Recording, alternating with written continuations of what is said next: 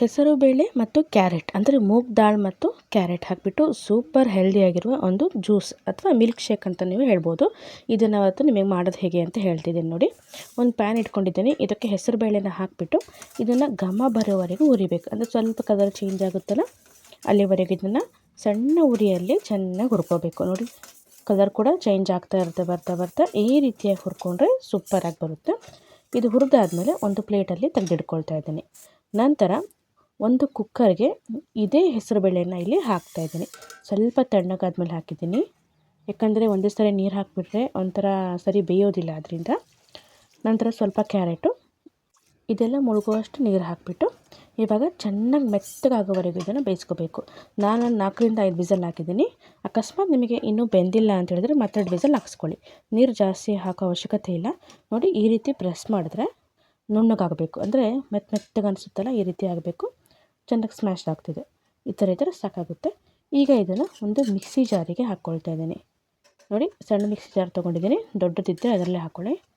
ನೋಡಿ ಈಗೆಲ್ಲ ಇದರಲ್ಲಿ ಹಾಕಿಬಿಟ್ಟು ಇವಾಗ ಮತ್ತೆ ಇದು ಮುಳುಗುವಷ್ಟು ನೀರನ್ನು ಹಾಕಬೇಕು.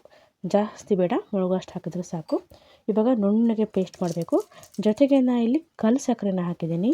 ನೀವು ಬೇಕಾದರೆ ಬೆಲ್ಲ ಹಾಕ್ಕೋಬೋದು, ಇಲ್ಲಾಂದರೆ ಸಕ್ಕರೆ ಬೇಕಾದರೆ ಹಾಕ್ಬೋದು. ನೋಡಿ ಈಗ ನುಣ್ಣಗೆ ರುಬ್ಬಿದ್ದೀನಿ.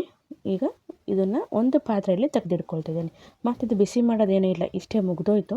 ಇದಕ್ಕೆ ಮತ್ತೇನು ಮಿಕ್ಸ್ ಮಾಡಬೇಕು ಅಂತ ಹೇಳ್ತೀನಿ ನೋಡಿ. ನಂತರ ಮಿಕ್ಸಿ ಜಾರಿಗೆ ಸ್ವಲ್ಪ ತಣ್ಣೀರು ಹಾಕಿದ್ದೀನಿ. ಇವಾಗ ಮತ್ತೆ ಇದನ್ನು ಇದರಲ್ಲಿ ಮಿಕ್ಸ್ ಮಾಡ್ತಾಯಿದ್ದೀನಿ. ಇವಾಗ ಸ್ವಲ್ಪ ಗಟ್ಟಿ ಹಾಲನ್ನು ಹಾಕ್ತಾಯಿದ್ದೀನಿ. ಹಾಲನ್ನು ಹಾಕ್ಬಿಟ್ಟು ಕ್ಲೀನಾಗಿ ಮಿಕ್ಸ್ ಮಾಡ್ಕೊಳ್ಳೋಣ.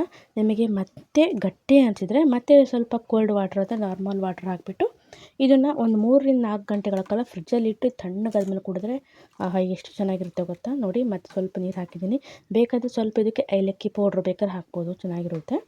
ನೋಡಿ ಇದನ್ನು ಈಗ ಮಿಕ್ಸ್ ಆಗಿದೆ. ಈಗ ಒಂದು 3 ಗಂಟೆ ನಾನು ಇದನ್ನು ಫ್ರಿಜ್ಜಲ್ಲಿ ಇಡ್ತೀನಿ. ಇಲ್ಲಾಂದರೆ ನೀವು ಕೋಲ್ಡ್ ವಾಟ್ರೇ ಬೆರೆಸಿದ್ರೆ ಅಂದರೆ ಮತ್ತೆ ಫ್ರಿಜ್ಜಲ್ಲಿ ಇಡೋ ಅವಶ್ಯಕತೆ ಇಲ್ಲ. ನೋಡಿ ಈಗ ಮತ್ತೆ 3 ಗಂಟೆ ಆದಮೇಲೆ ಮತ್ತೊಂದು ಸರಿ ಮಿಕ್ಸ್ ಮಾಡ್ಕೊಳ್ಳಿ. ಯಾಕಂದರೆ ಸ್ವಲ್ಪ ಏನಾದರೂ ಉಳಿತು ಅಂತೇಳಿದ್ರೆ ಸ್ವಲ್ಪ ಕೆಳಗಡೆ ಕೂತ್ಕೊಂಡಿರುತ್ತೆ ಅದರಿಂದ. ಇವಾಗ ಗ್ಲಾಸ್ ತೊಗೊಂಡಿದ್ದೀನಿ. ಗ್ಲಾಸಲ್ಲಿ ಹಾಕ್ಕೊಂಬಿಟ್ಟು ಕುಡಿದ್ಬಿಟ್ರೆ ಎಷ್ಟು ಚೆನ್ನಾಗಿರುತ್ತೆ ಗೊತ್ತಾ. ನಮಗೆ ಯಾವುದೇ ಒಂದು ಅಂಗಡೀಲಿ ಜ್ಯೂಸ್ ತೊಗೊಳ್ತೀವಲ್ಲ ಅದೆಲ್ಲ ಸೈಡಿಗೆ ಹೋಗಬೇಕು, ಆ ರೀತಿಯಾಗಿ ಟೇಸ್ಟ್ ಇರುತ್ತೆ. ನಿಜವಾಗ್ಲೂ ತುಂಬ ಚೆನ್ನಾಗಿರುತ್ತೆ. ನೋಡಿ 2 ಗ್ಲಾಸಿಗೆ ಹಾಕಿದ್ಮೇಲೆ ಸ್ವಲ್ಪ ಉಳಿದಿದೆ, ಅದನ್ನು ಅತ್ತೆ ಇಡ್ತೀನಿ. ನೋಡಿ ಈಗ ಇದನ್ನು ಕುಡಿದ್ರೆ ಮುಗೀತು. ಮತ್ತು ಹೊಟ್ಟೆನೂ ತುಂಬಿದಾಗ ಅನಿಸುತ್ತೆ, ಹೆಲ್ದಿ ಕೂಡ ಈ ರೀತಿ ಮಾಡ್ಕೋಬೋದು.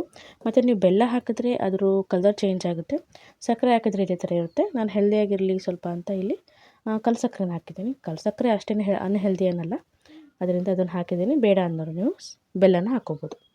ನೋಡಿ ಸೂಪರಾಗಿರುವ ಹೆಲ್ದಿಯಾಗಿರುವ ಹೆಸರುಬೇಳೆ ಕ್ಯಾರೆಟ್ ಜ್ಯೂಸ್ ರೆಡಿ.